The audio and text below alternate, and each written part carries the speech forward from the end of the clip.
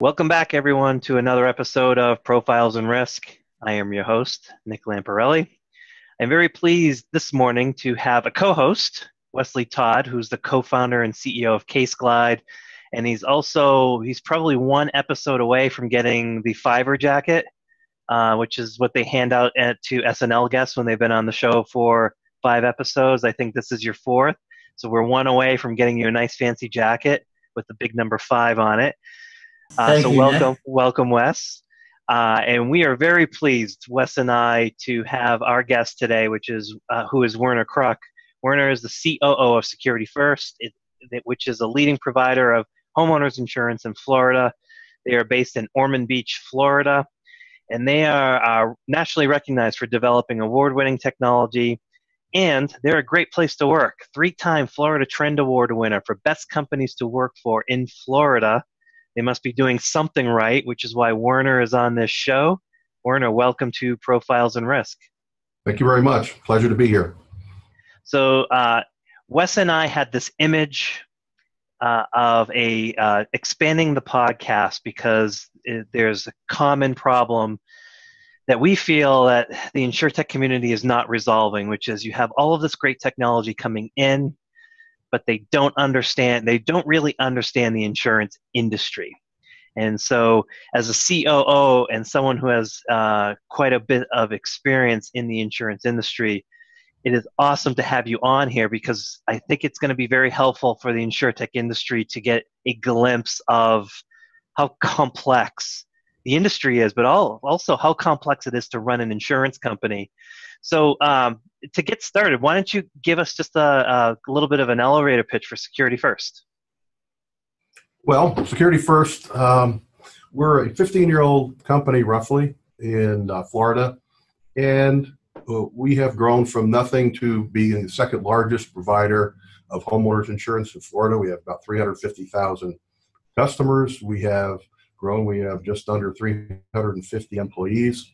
We are shortly moving into our new home office, which we've built a 4-story, 136,000 square foot building, and we have built it to Miami-Dade standards. So it has nothing on top. Everything's in the core, can withstand sustained winds of 165 miles an hour. So we don't want to have, I don't think we could have a hurricane come and say, well, we can't serve our customers because we didn't know it happened. Yeah, that'd be embarrassing. Well, we've had two of the last 3 years, we've had to evacuate our home offices because of the hurricane, both in Matthew and Irma. And fortunately, a lot of it has to do with our technology. We're able to continue operations by sending a team to work out of Atlanta. But certainly, what distinguishes us, I think, is 2 things. One is more than half our business is generated through strategic partnerships with companies like Allstate, Geico, USAA, Farmers, and so those are strategic alliances that we have, strategic partners. And the other thing that sets us apart, I think, is that we have invested an awful lot in technology. So we have, starting with 2008, when we had our first iPhone application, and our VP of marketing went into the App Store and typed in insurance, and only 5 apps came up, and we were one of them. So nice. We have a history in our DNA of trying to innovate, trying to use technology, because our focus is really on improving the customer experience. And we fundamentally believe that we can, as an industry, we can do better. We can deliver a much better experience. And I think we have to, because we don't set the expectations for our customers. People like Amazon are setting those expectations. And while it's a heck of a lot easier to do it with books, we have to figure out how we can simplify our business and deliver a better product and a better experience. That's what we're doing at Security First. Yeah. Lots of directions we can segue there. Yeah. So we're gonna touch all of those. I think first off, I think it's important for those that are listening, as the COO, to understand from an insurance carrier perspective. You already talked about having to evacuate. what are some of the other things that someone who is fairly new, someone who has business savvy but fairly new to this industry, what would you tell them are the things that keep you up at night, that should keep any insurance company up at night?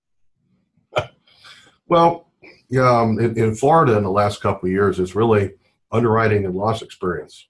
We've incurred a fundamental change in our loss costs for a couple of reasons that happened fairly suddenly. And so these new challenges that we're looking at, it doesn't seem to me that we can expect to do the type of underwriting and risk selection and pricing we've done in the past and expect to address some of the new challenges we have in that regard. And one thing about sort of the InsurTech universe is you could reinvent the business in a lot of ways, but someone in the value chain somewhere has to know how to quantify risk and price it, because without making an underwriting profit somewhere, you don't have a business.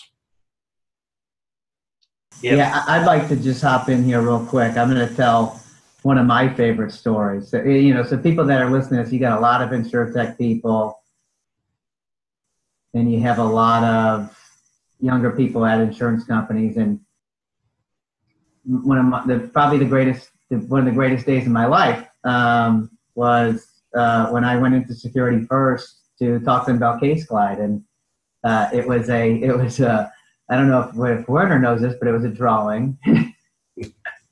It was a drawing, Nick. That's what it was. Was my. But I did have a big, I did have a lot of, a lot of documentation, things like that. But just a drawing, and I get in there, and here's a company that, even at the time, was still top 5 in Florida. Hundreds of millions of dollars.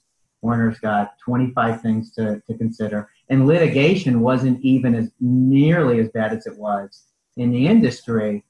And I could have gone into 1,000 companies across the country, and either and 990 of them, the person either wouldn't have understood the issue or didn't think it was their responsibility to think about solutions. And I'm telling you that from experience. And I get in there and I talk to Werner, and he has his litigation and claims executive there, and I kind of pitched the whole CaseGlide thing, and he's got a couple other people in there. And at some point, Werner just, this is before anybody had ever used it. Werner gets in there and he says, all right, I'm in, gets up, walks out of the room. He goes, I'm in, gets up. He goes, it's on you, Walter. And he's talking about Walt Zender. He goes, it's on you, it's your problem. So greatest moment in an InsurTech's life, happened right there. But it's the idea, and it's what so. Well, when Werner's talking about these things, you hear him saying these things about Amazon, you hear him saying these things about technology and stuff. You can hear that on any podcast or blog post you want, but keep in mind that Werner actually is running a company with 350,000 customers, hundreds of millions of dollars at stake. And so it's just a very unique thing here that just a story I had to share. I share it kind of often, Werner, but I haven't gotten to talk to you about it in a while. But it's something really important for the InsurTech listeners to understand, and the millennials. Is like it's going to take people like Werner. So what you're hearing from him is, he's going to tell you the truth, but at the same time, this is the person you actually want on your side, because he's the one that, if you have the right idea. Yeah, so that's a great way to kind of extend the conversation here, right? Werner, when you're hearing pitches about technology, you're sympathetic, obviously. I mean, look at Wes. You just accepted it on first value. I'd probably have him jump through 10 hoops before buying anything. But you're a fan of technology. So when you see new technology, what's the calculus that's going through your head about how you're thinking about whether you should take advantage of a specific type of technology or not? Well, fundamentally, I mean, we're not looking for toys to play with. We're looking to solve business problems, real business problems. And we know that we can't solve all the problems on our own. So what's important is that we have a network of partnerships and talented people outside of our company that we can work with on our problem. So when I hear somebody comes in and they tell me, here's what we do, and here's our technology, I'm looking at it saying, okay, is there a problem that I'm concerned with that we need to solve, and is there an opportunity through this technology or this firm to address that problem? And we have, on more than one occasion, been the first customer of an InsurTech firm if we've seen that, okay, they've got something, we've got an issue there, and the problem has to be intense enough or compelling enough for us to say it's worth to throw some money into this and see if we can develop a solution. So we've done that many times, but it has to be. And to your point earlier, sometimes the pitch we get is, we got this technology and here's what we want to do with it. And you say, well, I like the technology, but would you consider doing this with it? Because I think that would address the problem. So sometimes the InsurTech firms, they don't understand the business well enough. They see it from a distance, and they make the assumption that this is how we work, or this is how we view things. And so the pitch some of the early pitches become refined over time when they start talking to insurance companies. And if they listen and understand what we're saying, and they listen to, because their opportunity ultimately is, we have a problem, we have a need, and if it's a big enough problem and a big enough need, we'll put money into it, and that's what they're looking to do, is have a viable business that generates money. Yeah. So Wes, what was the pitch on litigation? How did you frame it? He actually lied to us. Well, this is a good case in point. The pitch he gave us was that he was going to save us money on legal documents because they would be reused, and that we could then, because we're paying attorneys each time to develop documents from scratch, and he would provide templates, and he had this big book of documents that showed that he'd already worked this all up. Well, in fact, I don't think we do that on CaseGlide. We do a whole lot of other stuff, but we don't do that. Yeah, I mean, to Werner's point, like, you go in, and then what did I do, right? So I thought we automate the legal documents, and that's 40% of the work that the lawyers do. And, well, the people that were in the business unit weren't as comfortable with that.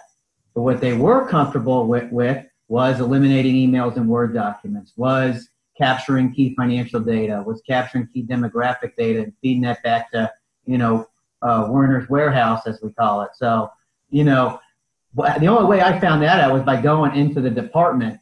But I had to have my experience being a lawyer to think about all those other things, doing claims litigation, thinking about all those other things that, well, the documents are important, but how do you get the data that goes into the automated document? Well, somebody types it in, and then when you really have been in those people's shoes, and then you start to think of that workflow, and then you go with whatever the customer's going towards, and you start solving their pressing needs. And, at that time, that was, hey, we're trying to get a grasp of, this litigation spikes, and we have very sophisticated technology, and all we need is to take all the data that our lawyers are typing to us and just get a lot more use out of it and digitize it and keep it out of emails and Word documents. So I didn't intentionally lie to you, but at the end of the day, it was a lie.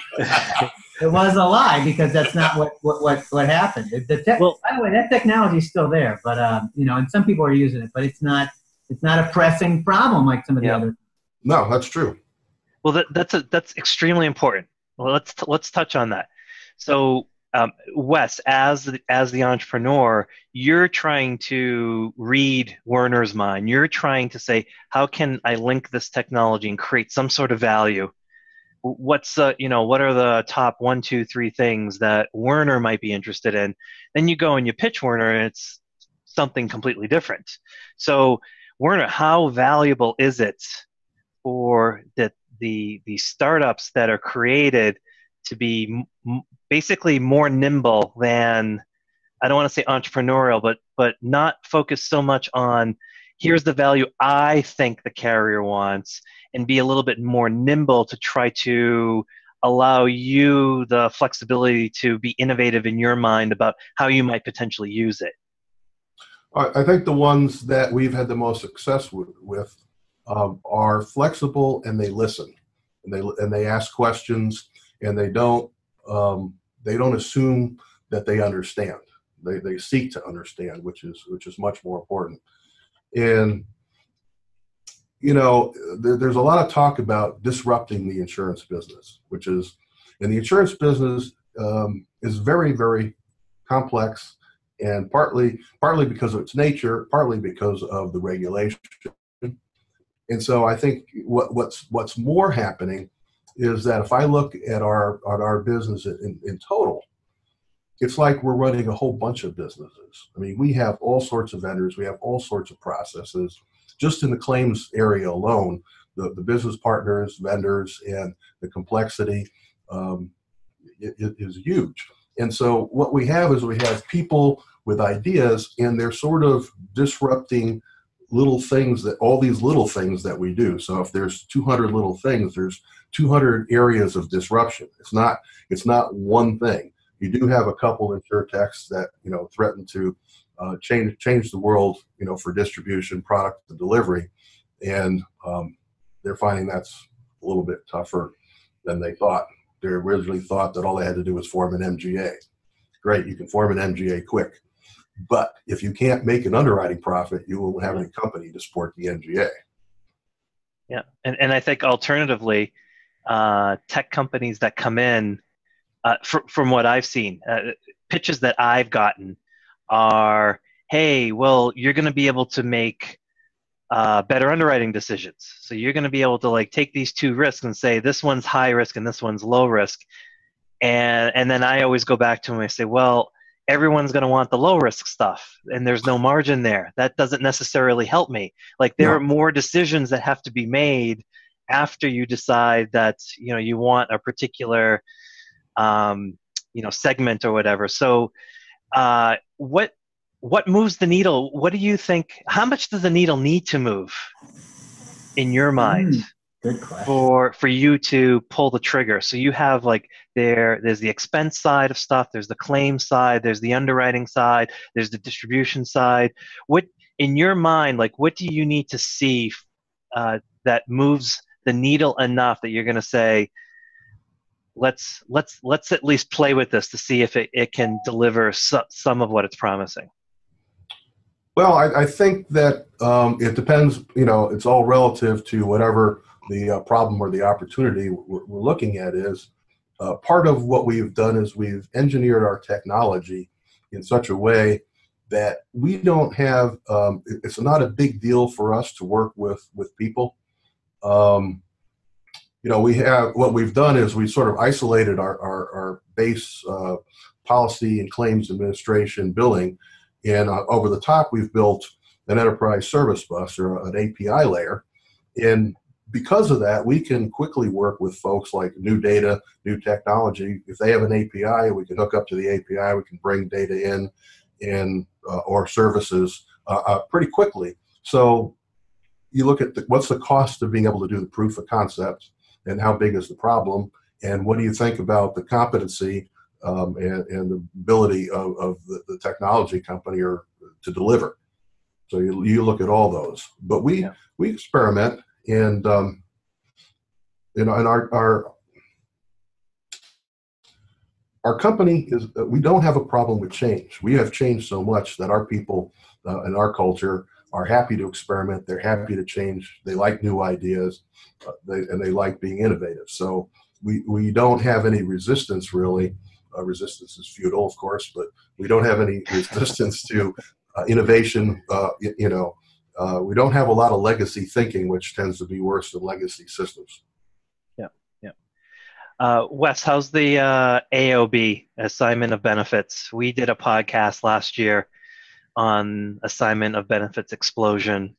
First, let me get an update from you on Assignment of Benefits. Then I'd like to hear Werner's take on how that affects a Florida-specific insurance company. Yeah, and then I also want to let Werner know before he goes too far, he better give it some email address, because I think all the people listening to what he's talking about, there's going to be a lot of people that want to not sell to him, but apply at Security First. right? I mean, how often are you hearing that stuff? Well, that's an interest. That's another interesting topic, is the number of really bright young people we have working for us, and how they're changing our business and our company. But that's a whole other thing we could talk about. Yeah, they can find your email address, I'm sure. So, but that's who's listening to this, is the best and the brightest in the industry. At least that's what my experience. AOB. A lot of people that listen to the podcast know it from our previous podcast, but just quick recap. It's kind of like when in any state, we're very common in the auto insurance industry, where a chiropractor gets a contract from somebody and treats them, and then they sue or bring a claim against the insurance company. Down in Florida, the same thing happens. The same assignment of benefits contract gets signed, but it's for water remediation contractors, plumbers, other restoration contractors, people that come in after a water leak. And it's a $5 billion problem. The last time I quantified it, over the last 3 years, and for our industry, which is being borne by our people like me and Werner that actually live here and have to pay the premiums. Good thing there's no income tax. But the problem, it's very interesting, because we had a real insurance event, Nick, in September of 2017, and then we had another one last year, Michael. So the people that were the schemesters that were creating a lot of the assignment of benefits claims, they've been a little bit busy with the hurricanes. So I think that as an issue, as a proportion of concern in the market, I think it's gone way down. It's still at that level, but it's still at elevated levels. But in relation to when you had a couple of hurricanes, it's not. So it's getting better, but I think that you have to wait and see to find out whether or not it's going to continue to get better. So and I'd like Werner to speak on it too. Well, I think that AOB is a flavor. It used to be. There's been a fundamental change in our business, at least homeowners and property, and I've been doing this for 40 years. And it's only until recently you had litigation, and you had some people that were examiners that handled litigation, but primarily litigation was the occasionally disgruntled customer that didn't like their settlement and decided to sue. A couple things have changed. One is a lot of our litigation now is organized by third parties that are actually organizing to create litigation.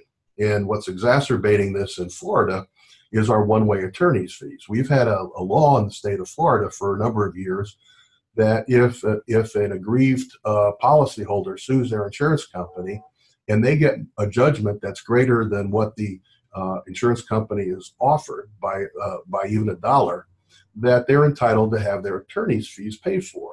Now, on the face of it, this is a reasonable law. It's, David and Goliath. It levels the playing field so that the average customer, if they need to, can sue their insurance company and get justice. What AOB does is these people are standing in the place of the policyholder. So now you've got somebody suing you that's doing it on purpose, because they're shaking you down, because they know that if they win at a trial, then you're going to pay their attorney fees, and you might even pay multipliers. And so AOB is a flavor of this, but the one-way attorney fees, what we're not seeing the litigation get any better. We're seeing systematic litigation. We're seeing that the plaintiff attorneys, they advertise, they just want to get people in the door. Then they sit down with them and figure out what they possibly could do to sue. And so we're getting suits, for instance. We're getting a lot of suits, and Wes would know this more than I would, but we're getting suits in county courts where the largest damages you can get are $5,000. Who goes and sues, for that? Well, they're not. The attorney's fees are not limited. So it's not getting better. We think there might be some change in the legislature this year that might help a little bit on the AOB part of it, but that's not going to solve the overall problem that our legislators don't seem to think that suing insurance companies is a problem. So our job is to figure out how to make sure that we can protect ourselves. Out of our 350 employees, we have about 25 of them that are in our litigation department. Wes? I'll just add on to that. Yeah. So this is why, why we talk about technology and all that stuff. Like, the industry has this very pressing problem and needs solutions to it. And so if you're not bringing something that's addressing, one of these things, I think this is when Werner was talking about the elements of, a potential insurtech. And I think that there's, just for people listening, if they are in the claims world, I think there are versions of this going on throughout the country.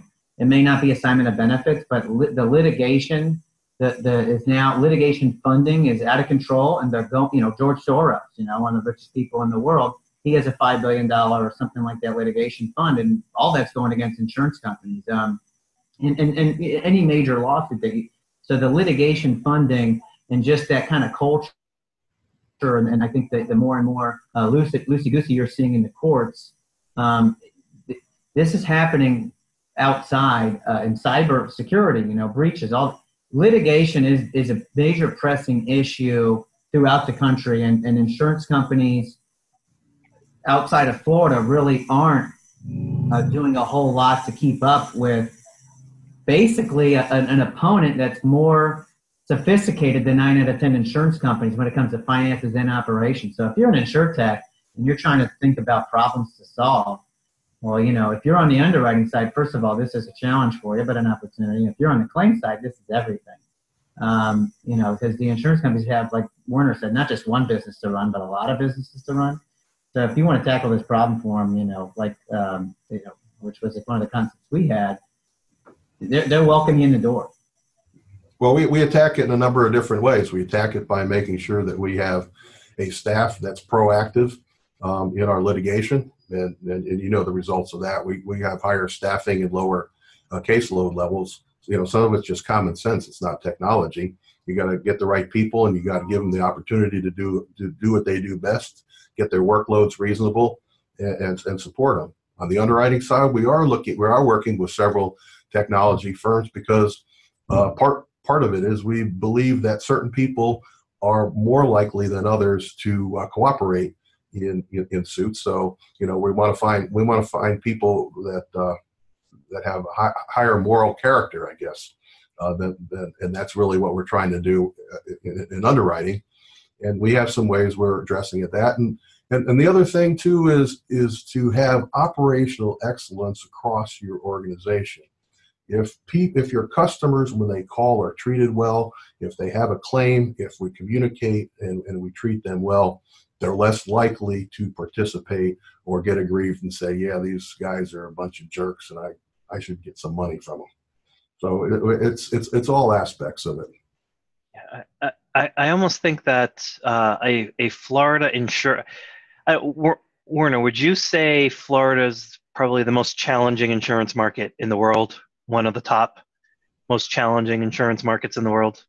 It is one of the most challenging. I wouldn't call it the most challenging. I think some places like California comes to mind as challenging as well, especially after the wildfires, because that's a problem. But it would be for a company that's starting up, that's looking to take risk. It almost seems like it's worthwhile to model a Florida insurer, especially one that's somewhat, tech savvy, in order to see all of the different operational excellences that they have to implement in order to become effective. I think it goes beyond just like we're going to underwrite a risk. It's like you have to be nimble on your toes, because these fastballs get thrown at you and you have to duck out of the way. That's true.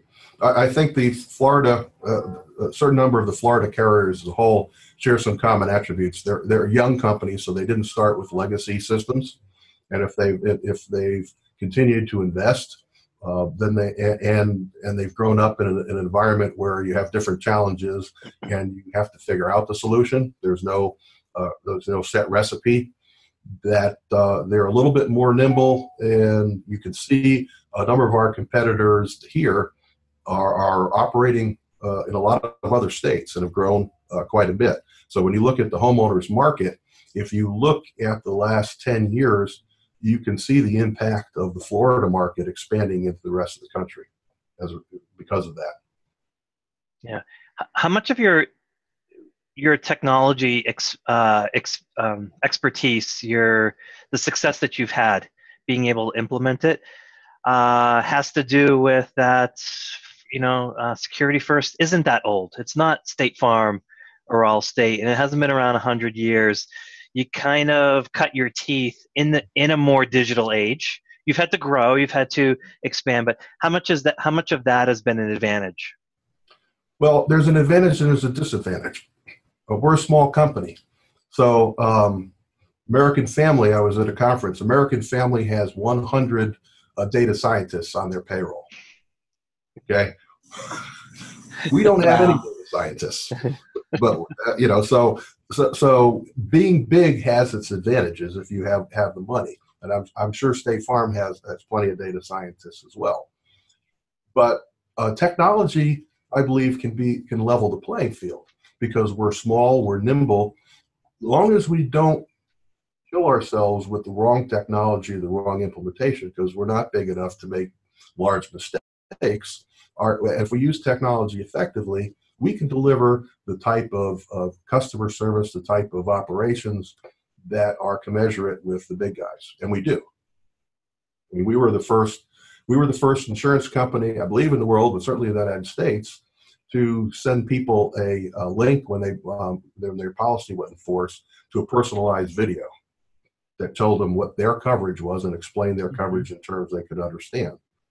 We are the first insurance company to offer an endorsement for flood that's full coverage, non-NFIP. We are writing flood coverage in Florida on 30% of our new business. And our average premium is $175 for full coverage flood.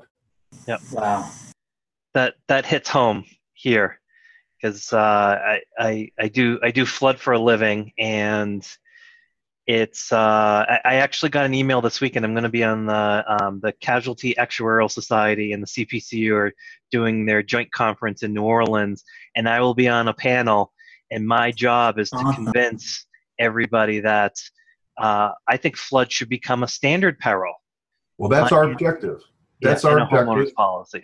We feel that because of the way that flood became, quote, uninsurable because the individuals knew more about their flood risk for years than the insurance company did. But with the new technology, that's changed. And so, it's very interesting. We focused on 80% of our insureds are not in the 500-year storm surge. And so most of our insureds have a small flood risk, but nevertheless, they have a flood risk maybe from inundation. And so they should have a small premium. So we have 60% of our business, I think, is at our minimum premium of $100 for full flood coverage. Yeah. And it's automatic. There's no elevation certificate. And the other thing that's interesting, I think, is, the reason that people in Texas and Houston had a house inside a reservoir was not because they wanted to be really close to the water. It was because they didn't know. That's right. The average individual has no way to know if they have flood risk unless what they go on is, am I in a floodplain, and does my lender tell me I have to have flood insurance? And that's not a very viable or accurate way to know what your flood risk is. But if you go to securityfirstflorida.com and you live in Florida and you have a house, you can get a free and instant quote, including flood. And so the flood premium could be $100. It could be $10,000 because we price it according to the risk. So we actually have effectively an online solution right now that anybody in Florida can use to figure out what we think their flood risk is in terms of dollars. So I'm gonna get meta here, Yeah. okay, after listening to this. So, Warner talked about problems, And Nick and I wanted to do this podcast because we were talking about people. And so look, like you're an insurtech, you got blockchain, you have chat bots, you have, you name it. And you're talking about this thing that you're trying to use to change or control or disrupt, right, the industry. But what you really got to be doing is you got to be listening to guys like Werner, and you got to, or be somebody that was in the industry or lives in the industry, because you got to know that flood is the tipping. I mean, talk about where billions of dollars can go in the next couple of years. It's flood. 15 years ago, it was the Florida homeowners market. So you could say you wanted, blockchain, chatbots, whatever. But the smartest entrepreneurs that I've met in my, 10 years in this industry have been the people that started Florida insurance companies, the most innovative people ever. It's not about the technology; it's about the problem you're solving. And there was, we're going to be basically tens of millions of people without coverage. You mentioned two things there. Chatbot. We are actually aggressively developing chatbot with one of our partners in Hurricane Michael. 31% of our first notice of loss were actually handled by the chatbot. And we have a chatbot taking payments now we just implemented, and it's taking about 100 payments a day. It's sort of an MVP, so we're working on it. And we have people on a chatbot team now that are doing chatbot development. And blockchain is interesting too. I'm actually on the board of AAIS, which has a blockchain initiative. I was in Chicago for a workshop 2 weeks ago, developing a blockchain approach for statutory reporting. So we're doing a lot of fun things. And it's about it's about like those, Werner finds the people that actually are insurance people at each of those things, right? Or claims people or litigation people. I mean, we just talked about like 3 or 4 major trends that are going to be responsible for billions of dollars going to someone else's pocket that's not currently in. And you just don't hear that. You have to either have been in the industry for decades or immerse yourself in the industry. And this is what Nick and this is what got us going on this podcast, was like, you don't hear these types of things on any of the news or any of the articles or thought leadership pieces. You don't see it. You hear about, just the technology itself. You don't hear about the market opportunity. And I guess that's because everybody who's doing that lives in insurance. They don't live in media. And I just think that this totally fits with why we wanted the exposure to someone like you, Werner, to provide, hey, this is the real world, and either you're in it or you're not. And if you're not, don't even bother. Don't even bother trying to serve insurance companies if you don't know and love insurance companies. It's good, Werner. Good. Well, I think we like to talk about our company and our culture and say that we're a technology company that uses technology to help finance personal risk, because that's essentially what we're doing. Mm-hmm. And we do that because we want our people and our culture to think like a startup, to think that to be looking for the change, because fundamentally we're trying to build a business for the long term.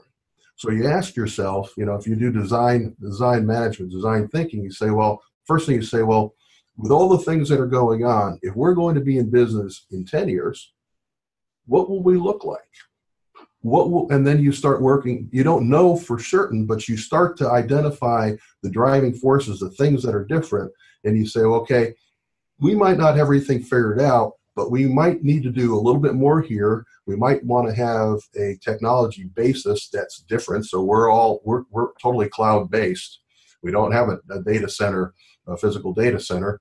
So the things that you identify, and you have to play with some of these technologies too, when you see that they're relevant and they could address a business problem, you have to get involved with them on the front end so you can figure out where they'll play and how that's going to change your organization. And then part of that culture that's important too is that we look ahead and say, well, what kind of people do we need? The average insurance companies, we still have underwriting, claims. We're structured like an organization hasn't changed in 40 years. But when you look underneath the covers, we're hiring very different people. And so one of the things we needed to do, and we continue to do, is we want to hire more young people because they are comfortable with the technologies and the way of doing business that we have to become. And so what we did, we have had two problems. One is we're in Ormond Beach, Florida, and there's no other insurance companies here for us to hire from. And the other is, insurance is not exactly viewed as a sexy place to work by young people. That's not their life's ambition. So what we did is we created an intern program.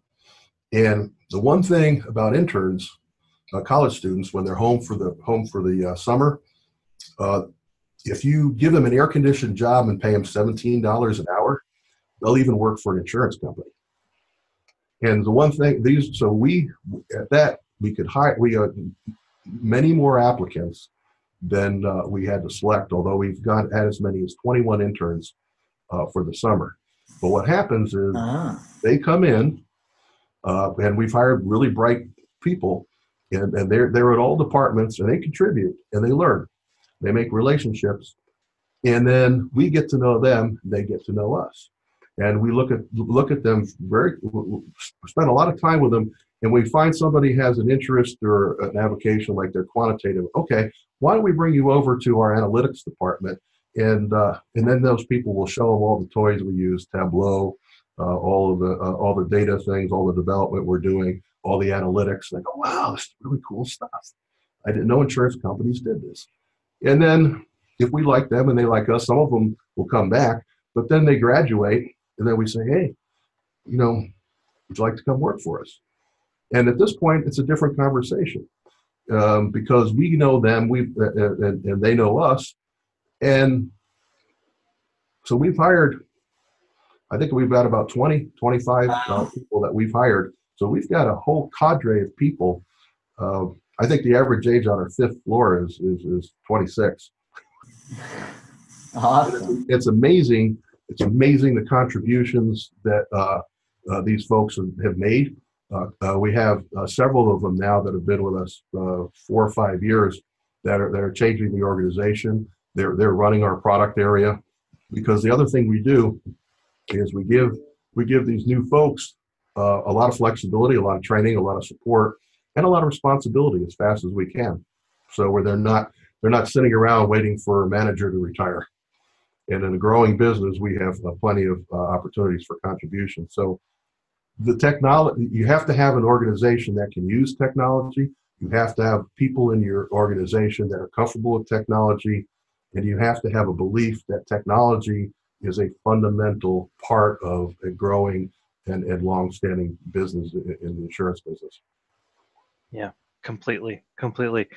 You touched on so much there, and all valid.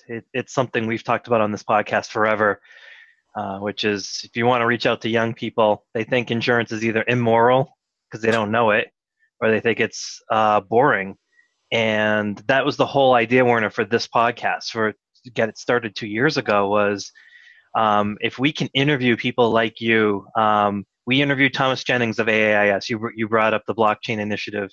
He's running that over at AIS, just to show, and Wes, of course, just to show no, I mean, it sounds boring. The stereotype is a bunch of old white men sitting around a mahogany table, but the reality is it's incredibly complex, which is something, you hear insurtech companies say, oh, every industry has balked that technology wouldn't disrupt them, that their industry was different. And I go back and I say, insurance is different. You're not selling anything except for a promise. There's every other product you ever buy, you're getting something, a thrill, money, a loan, a phone, you're getting something that you're willing to spend the money for. Insurance is not. So you need salespeople. You need to make the ability to take a boring product and make it sexy somehow, and that's extremely missing. It's a highly complex, not just in the underwriting. It's a highly complex industry controlling who's going to sue who, and how do you manage that, and natural catastrophes and analytics, and trying to weed out moral people from immoral people. like it's just super complex with the shrouded in regulation. Well, and that's, I absolutely agree with that. And for years, the way I've looked at it is, if you innovate in a simple business, it's easy for everybody to copy you. If you can figure out how to innovate in a complex business, you're going to have an advantage. And that's really at the core of what we do, is try to figure out how to innovate. Now, no matter what you do, like our flood program, it's going to be copied. We think that's the way flood needs to be sold, and we think it'll be. There'll probably be a couple others, working with Swiss Re like we are in the next, couple of years. So it's a temporary. Your innovations are only temporary, but the one innovation that's not temporary, that is a competitive advantage, is building a culture of innovation. Yeah, yep. And Nick, that's it. That's the idea, and it is hard. So I can't tell you how long it took for Nick and I to find each other, right? And me to find out about their world. There's just not a lot. There's a lot of people, and it's hard. Werner, you I think you find yourselves in a situation with a lot of the people that are actually doing the work. But if you go looking for this stuff, it's very hard to find people that actually fit that culture. It's so much noise. It's so much, people that within, you see a nice little tagline or a nice little ad or a nice little idea, and you go and you're excited, and you go look at it and you realize, wait, this has no chance. And that happens, 100 times in a row, and it just becomes very hard for anybody in this industry. The nodes are not connected very well. And yeah, the only way you can do that is through these people networks and is through a culture, because there's no possible way to reach everybody. There's no way to be reached. You just need, it's a pure numbers game of people, of like-minded people that live, breathe, and die insurance all day long. And that was kind of, that's what, in my experience, I've seen. There's people at insurance companies that don't even leave. In fact, I'd say most people at insurance companies don't live, breathe, and die insurance, right? They're missing a great life. I know. I agree with you. So, the last couple of comments you guys have been dead on, and thank God there's people like Werner and there's people like Nick. People don't realize how lucky they are. This stuff isn't happening elsewhere. It's taken me 2,500 hours a year for 5 years to find these folks. And if you're listening to it, not only do you have a obligation to try to help other people reach these people, but you got to help be one yourself. Be one of these people yourself. There are not enough Werners and Nicks in this industry. I'm just dealing with the litigation issue, so I'm not nearly as close. Well, there are more and more, and I'm encouraged, because as I go about and meet people, there's a lot of good people that are bright in our business, that are thinking about things, that do understand the complexity and are making change. And it's never been a more exciting time to be in the insurance business, at least in my perspective. 100% agree. Werner, what are your plans for Security First? You going to go outside of Florida? Well, we're approved in 37 states. Okay. So we have, but we're not. The bedrock of our business is Florida, and it's working with our strategic partners. So we're not going to do things to compete with them, because once we cross the Florida border, then we don't want to compete with them. To the extent that there are new emerging channels of distribution that we're looking at, that's one opportunity, and also areas that we can help our strategic partners outside of Florida. Because the way we look at the insurance business, you have to decide, if you're an insurance organization, whether you're distribution or manufacturing. If you're distribution, your objective is the customer. Your objective is to capture the customer by selling 2 or 3 products so that they stay with you. In order to do that, you have to have a lot of products.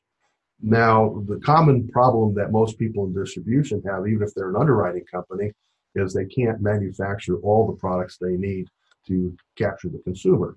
So there's a market for people that are just manufacturing, that manufacture the special products. So we design homeowners type products for companies that are focused on the customer, and we're focused on delivering that customer experience, but we're also focused on systems integration with them, and being able to make sure that for our partners that they have high service levels, that when they sell our product, those service levels are not compromised. And also, because some of the system integration you're looking for is they want a singular customer experience, even though there's multiple companies involved. And increasingly, that's a demand too, is you have to have the technology to come alongside and work with their systems people to make that happen. So we're looking at things, but and we're positioning ourselves to do some things outside of Florida, but those are sort of opportunistic and opportunities to leverage our existing platform. But Florida is our main focus. Yeah. Well, out of respect for time, I think we'll wind this down. I just think I think we could go for another 3 hours, honestly. So we'll have to continue this down in Florida if I can ever escape this winter and get down there. But I think what I took away from this was that technology is alive and well in insurance. There's so many entities in it, and I think we get bogged down with the companies that are struggling with a lot of the legacy stuff. But there's a lot of positive things that are going on. And actually, one of the big things I'm going to take away from this, Werner, is that if you're entrepreneurial, there's a home for you here. There's so many opportunities, even for a legacy insurance carrier. You listen to Werner. The very last answer is we're thinking about the things outside of Florida in an opportunistic way while balancing the business that we have now. And there are pockets of that all over the place. It isn't this giant homogenous market. Hey, it's a $5 trillion global market. I'm going to come in and take a 1% of it and become a unicorn. It's a lot more complex than that, but there's so many opportunities. That's my takeaway. Wes? Yeah, I mean, my takeaway is, why would you want to disrupt something like this? Why wouldn't you want to just learn as much as you possibly can and then find solutions to problems that have already been identified? You know, why are you going to why do you find the solution first? And I'm guilty of that. I did that. I just got lucky that the solution was really good. But I could have easily been back pushing paper at law firms. It was a lot of luck and not so much skill in that. That's what happens when you try to get an insurance defense lawyer in the business world. But yeah, my takeaway is, why all the hype and hoopla?